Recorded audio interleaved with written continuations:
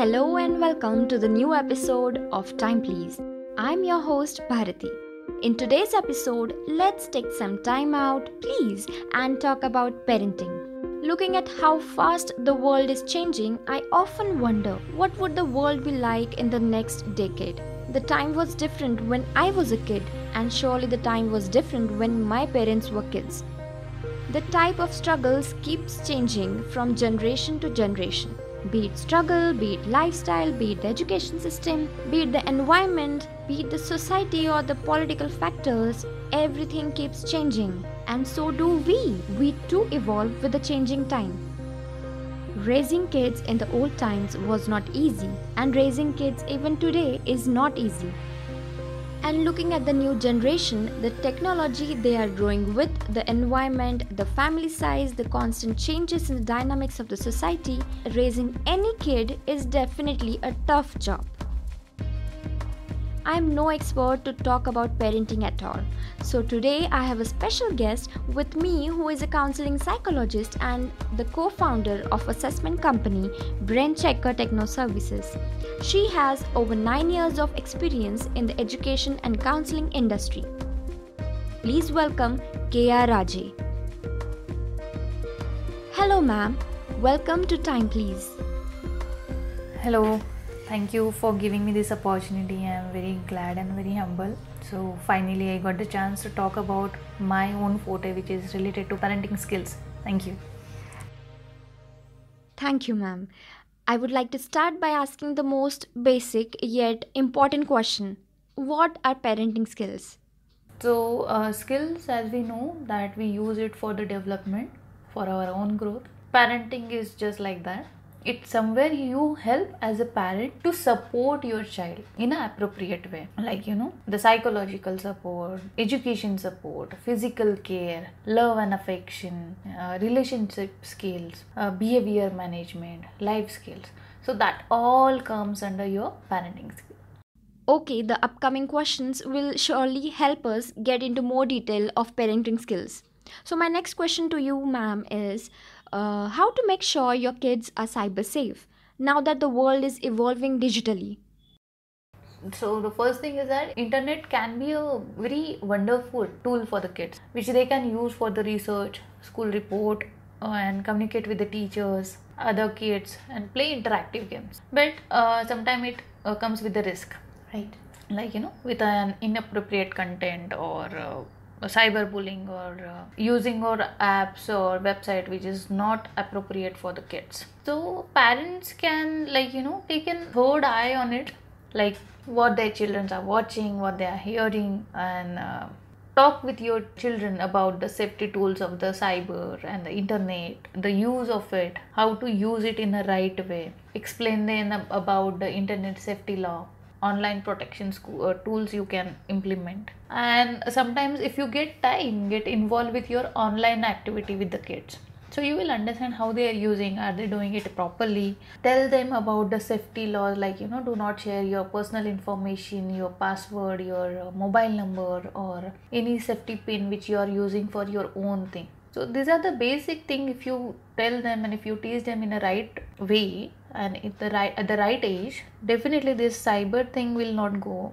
in a wrong direction. So because when you discuss this with your child, that okay, these are the laws are there, if you do this, there are certain laws for this, you have that safety tools if you think that something is getting wrong with the use of internet, so they always have the solution.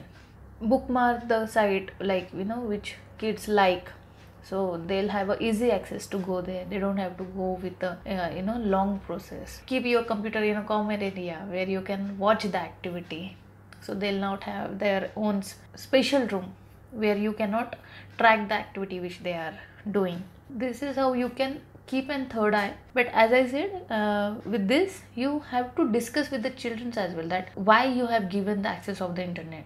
Even though this is the digital world, we are living in a digital world now, so automatically the positive enforcement of the digitalization help them to use digitalization in a right way, right? Great tips. Yes, of course, it is utmost necessary to educate the child about the internet. Moving on, let's talk about sex. Because the parents are not talking about this. So the kids turn to their friends or other unsafe sources to feed their curiosity. So, ma'am, how should a parent guide the kid about sex? Not just about sex, but also about their own bodies as well. Sex education for children and adolescents is very important. It plays a very important and a crucial role for their life. Because when you talk about sex in detail, it tells them how it important for their healthy lifestyle, their physical health. As an Indian, as you said, is right that we don't share this openly. So children go for a via media. Like either they'll talk with friends or the sisters, or if nobody is there, then automatically the internet comes in. Right. Right?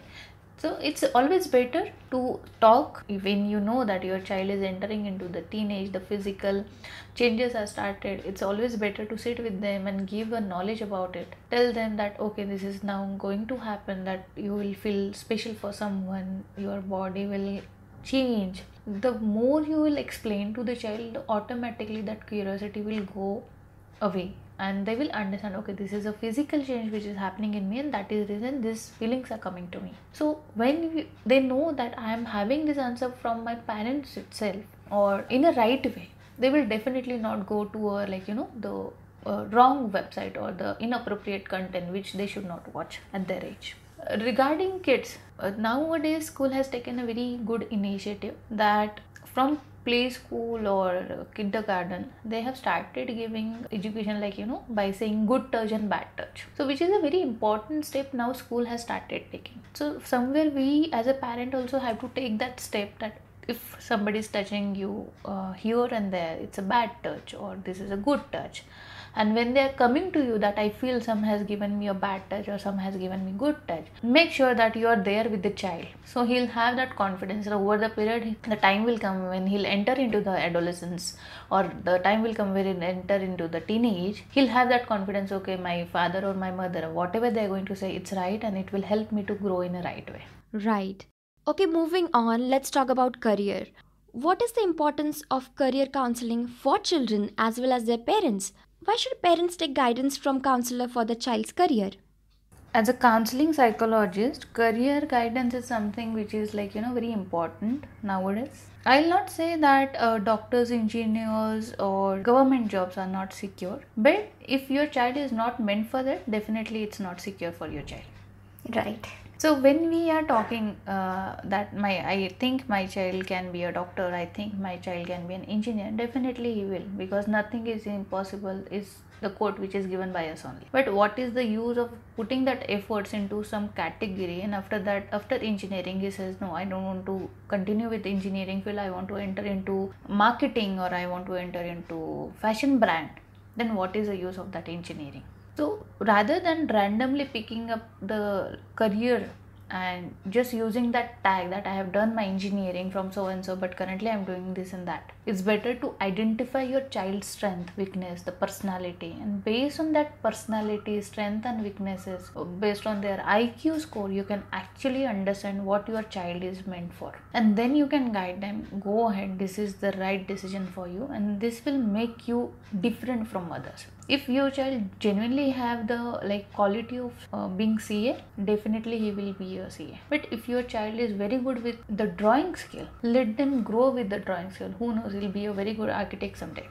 The Indian society is more into the theoretical part, so they always feel that science, maths and English is more important than the drawing and the art and craft. So true. And many a times you see when we are developing our kids, when they are growing, specifically play school, senior, junior, KG thing, the school is more into the activity part, the drawing, games, because that time they are focusing on the cognitive skills. Exactly. But as soon as the child comes in the first standard, you talk about which board he will choose, which is the right subject for him. We need to focus on science, we need to focus on maths, what about the tables, and we just stop talking about the creativity part. That does not mean your child don't have a creativity. If your child is logical, then definitely you give a chance to develop him in a logical field. But if you know that your child is creative, give them a chance to go in a creative field. Now how will you understand that your child is creative or logical? And for that, the counseling plays a very important or the crucial role for your child to give you analysis about your child, that whether he is creative, whether he is practical, whether he is logical, whether he is a combination of both.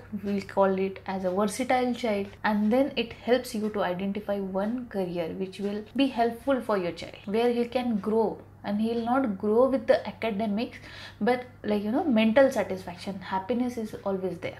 Right. And as we were not having that option. Getting an education is also blessing for us. But now time has changed. There is so much competition in the market.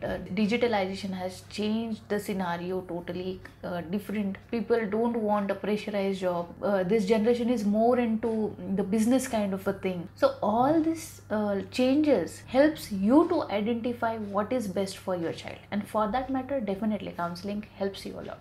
But nowadays we see many parents do not choose counseling as an option because they have a fear. I don't know what that fear is. What would you like to tell these parents that how this counseling can help them and their child as well?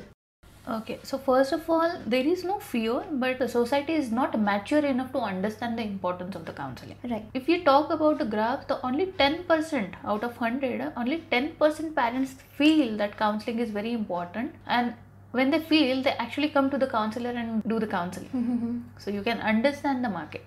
So only 10 people feel that this is the right method of doing it. The rest 90 people think that whatever we know our child from day one, we know what is a right or what is a bad for my child. But they don't understand when you are thinking about their child, the emotional curtain is always there. As a mother, I see my daughter is very good and very beautiful. She should go for modeling or should go for the dancing. But over the period, even though I understand she is logical, but I still force her to know this is the right way, this you should follow this will give you money, this will give you fame, this will give you name. And when I am using that emotional curtain, automatically I see that rather than giving her the growth, I am just giving her an average bar. Yeah. And she is not using her potential, the natural potential what she have. So when the third person gives you this perspective, automatically it's the eye-opening session for you as well.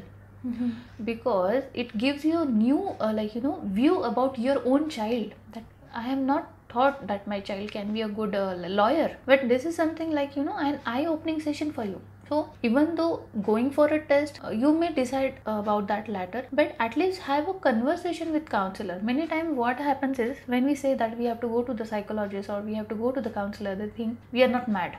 Yeah, exactly. The same point comes. Not necessarily that every time when you are mad you have to go to the counselor. There are a number of reasons when you can consult a counselor for the guidance. And trust me, it will help you a lot. Yeah, it is for your own growth. Yes. So you will get a new vision from it. You will get a new thought process from it. You will get a new ideas to develop yourself. And regarding career, yes, the report with whatever the the strength, weakness part and the aptitude test or the IQ test are there, which help you to understand where are you standing and what is the best for you. So we talked about career, and with career comes the pressure, the competition. A child may see many ups and downs in his or her field, which might take a toll on the mental health. So, ma'am, what is a parent's role in such situations? How should they deal with their child's failure and address their mental health issues? Yes, many times I have seen the cases that comparison is there. If that child got 95%, definitely you will also get. Definitely your child can get it 95%, but what is the use of that 95% when your child don't want to go for a field which does not require 95%?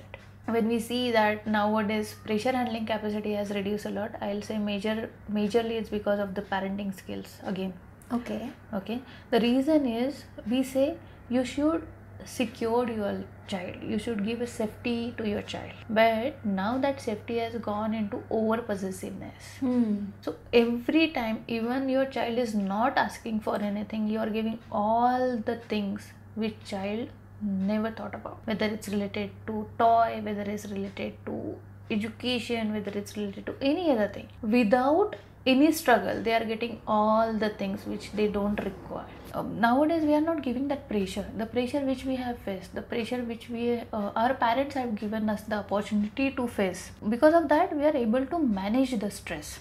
Now what is happening, that we are so over possessive about our child, each and everything, whether it's regarding the bus, whether it's regarding the food, whether it's regarding the toy, or going out, what she is wearing, what she is eating, each and everything. The micromanagement has come up, and because of this they are getting each and everything with the ready material. So they don't know what is the struggle life. Basically they don't know how to get it, and if they don't get it normally, they cannot handle that pressure, because we have not given this stress to how to handle if this situation comes.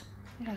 And that is the reason I always say that parenting skill, when we talk about the controlling of your child, we always say when it comes to the safety, keep it as a safety only. Do not go into over possessiveness.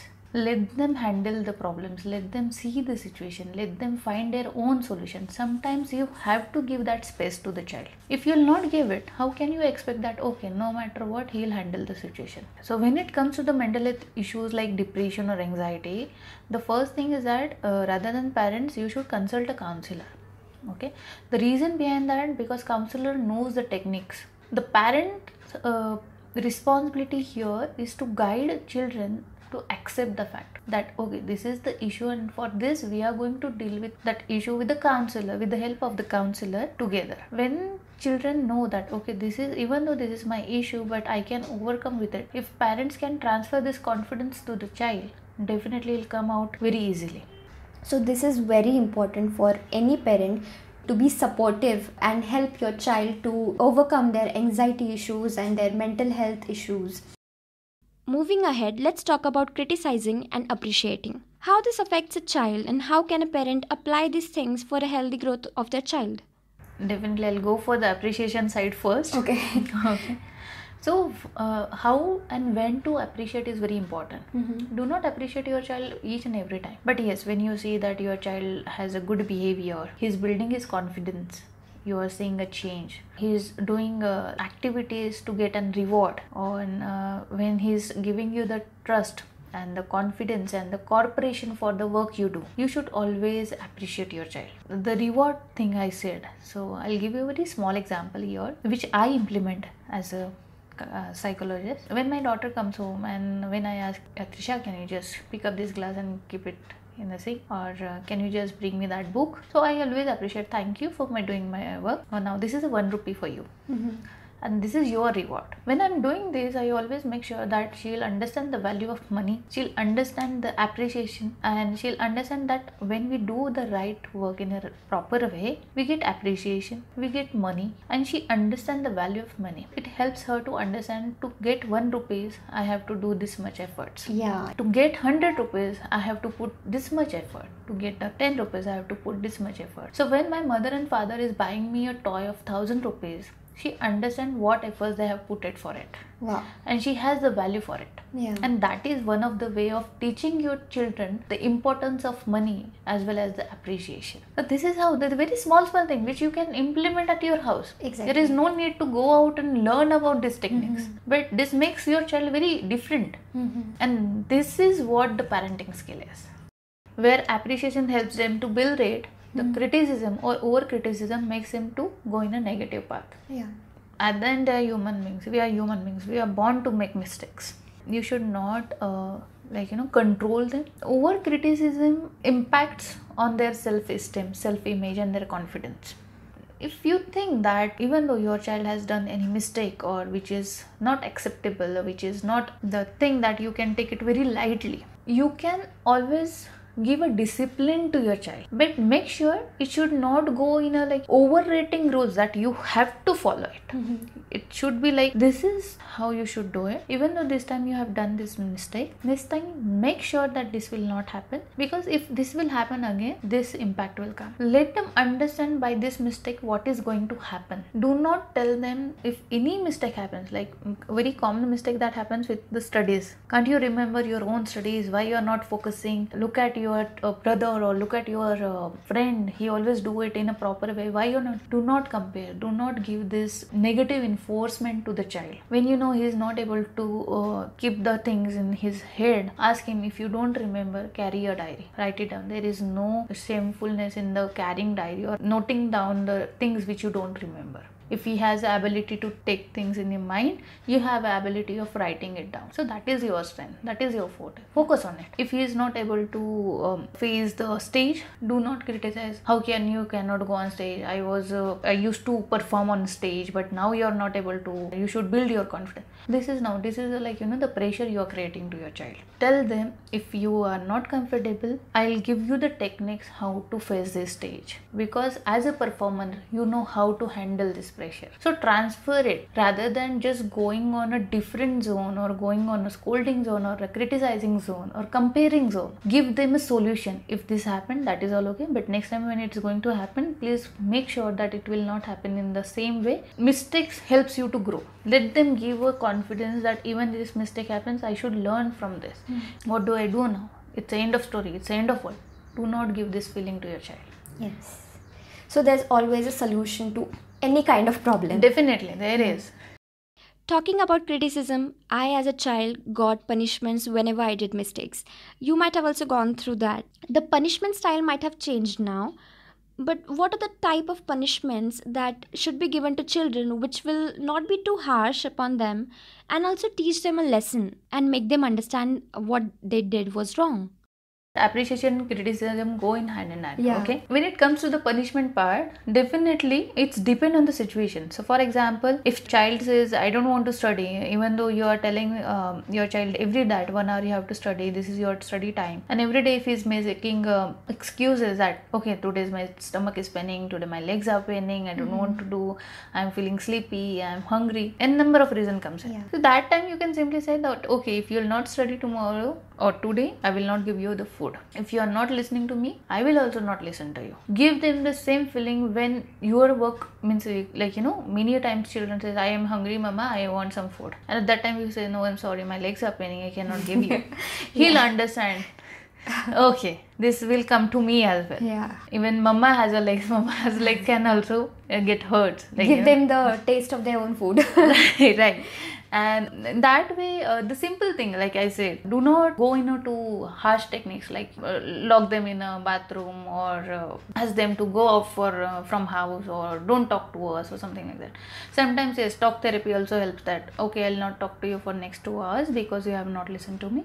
That makes a different kind of level of understanding to the child that, okay, mama is angry, she is not talking to me, or papa is angry, he is not talking to me, but okay, if I'll do this, she'll definitely help me with this.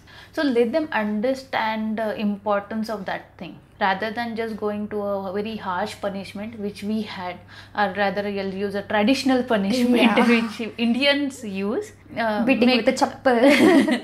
Just go for the simple techniques, like take a pause for 1 hour, ask them, do not disturb me because you are not listening. That kind of a technique definitely it helps. Yes. Moving on, ma'am, what is the correct way to handle a situation when you as a parent make a mistake? First of all, accept the mistake.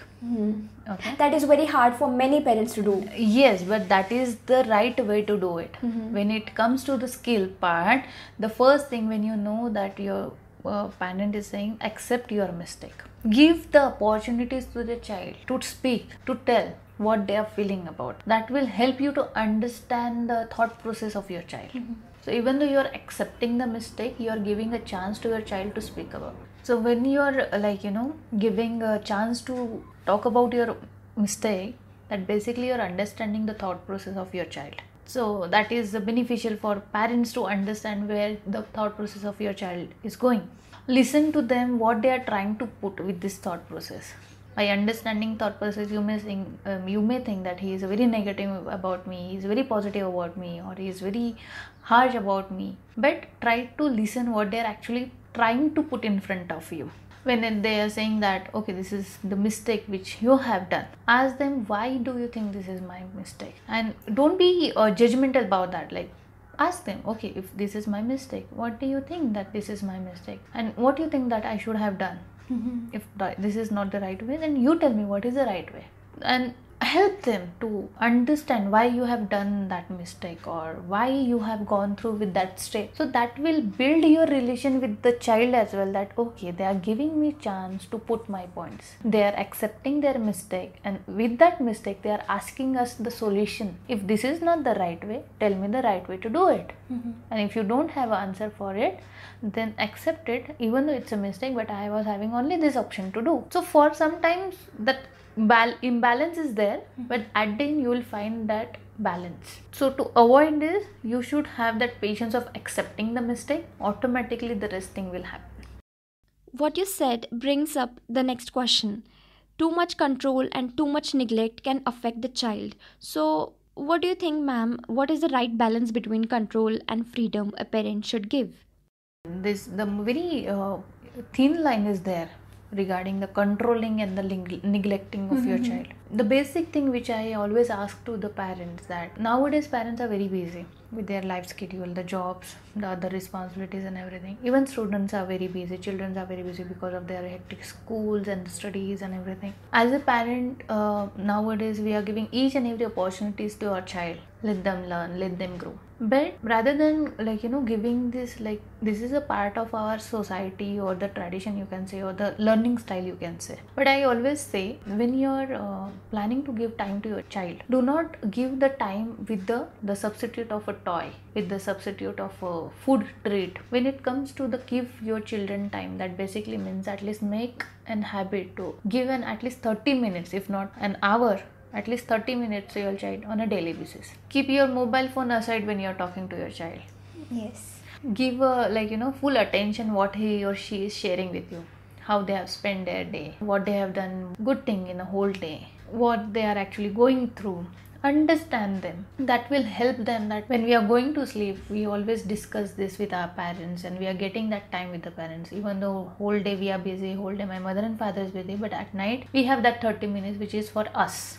And nobody enters there. Even a mobile does not enter there. So this is a very basic thing. Second is love and appreciation. Children love when somebody cares for them. Children love when somebody shows that affection or the appreciation for the small thing. So no matter if he is a 5-year-old girl or he is a 18-year-old boy, everybody likes appreciation. Even you and me likes appreciation.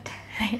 So there is no harm saying the things that this is very nice, you have done it very nicely. Show that affection to your child.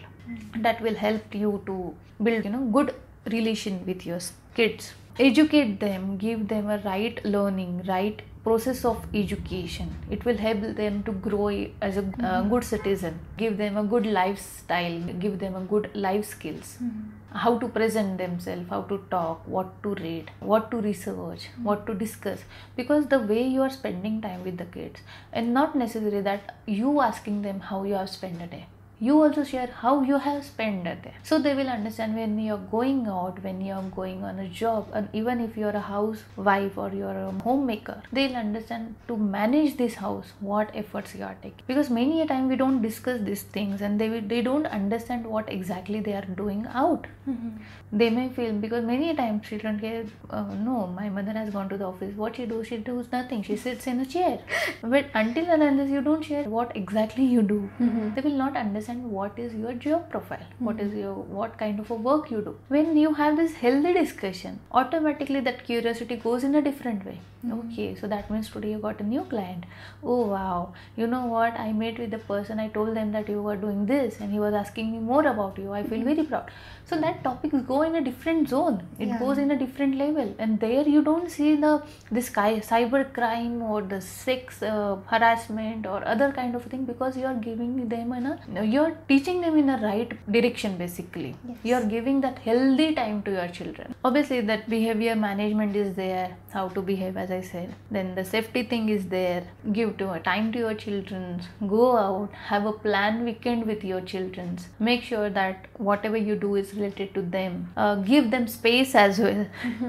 And yes, if you do this, definitely you'll have a very good bonding with your children.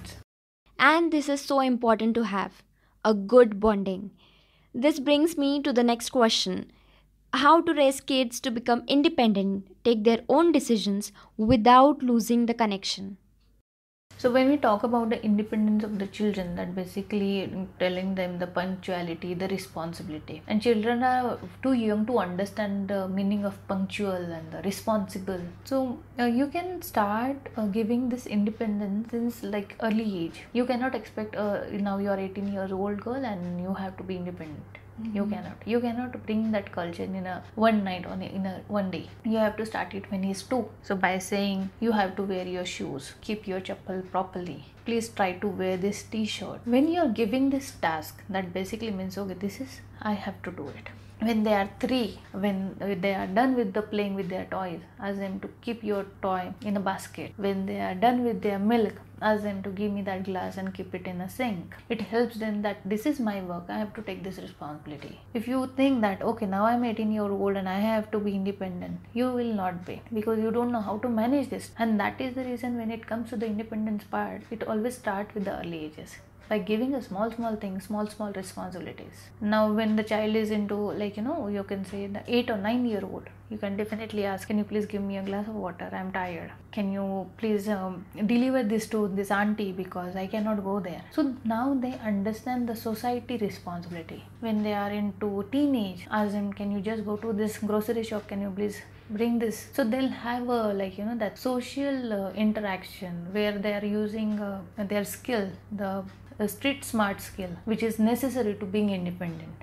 Because it helps them to grow, it helps them to build their confidence, helps them to focus on their self. It's building their self-esteem. Then you can discuss about being independent. Now you can go out and do whatever you want. Because until and unless as a mother or as a father you don't give opportunities to your own children to develop, they are not going to be independent. In a day you cannot expect them to be that's 360 degrees change and they are independent totally. So you have to share the responsibility, you have to give them a task. When they are growing, when they are like 17, 18, give them an option, ask them to choose one. It gives them decision making power, it gives them the thinking style, which we generally don't think. But these are very important things for your daily life. Because if I give you the option that okay, now I want to give you the phone, either you can go for Apple or you can go for Oppo. Simple, Apple is the option. But there is the reason why I give you this option. When we also know that as a parent,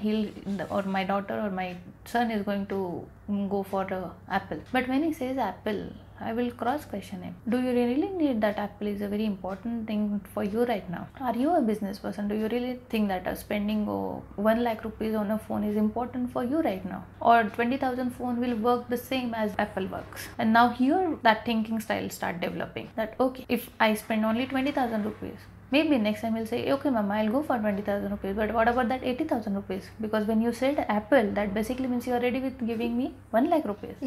That is what expected. And if this is not happening, as a parent, you help, and automatically this will help them to grow their future life in a right way.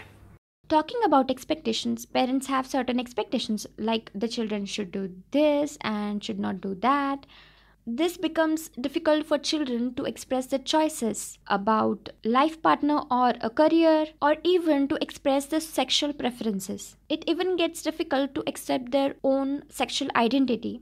Ma'am, my next question to you is how important it is to give the kids their right to choose their career, their life partner, and the right to accept their sexual identity.